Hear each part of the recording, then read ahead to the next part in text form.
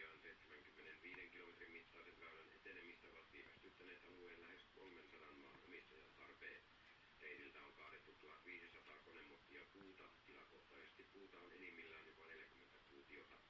Keskeneräinen reitti ei ole vielä kelkkailijoiden käytössä, koska sieltä puuttuvat muun muassa sillat ja opastetaulut. Kemissä viime keskiviikkona tapahtuneesta surmasta on Pohjolan Sanomien tietojen mukaan otettu kiinni surmatun noin 30-vuotiaan kemiläisnaisen mies. Surma tapahtui Kemin Takajärvellä yksityisasunnossa. Pariskunnalla on yksi yhteinen lapsi.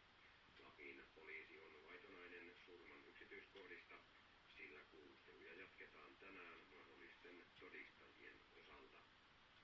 Surmasta epäilty kemiläismies on perjantaina vangittu todennäköisin syin epäiltynä taposta Kemi-Tornion käräjäoikeudessa.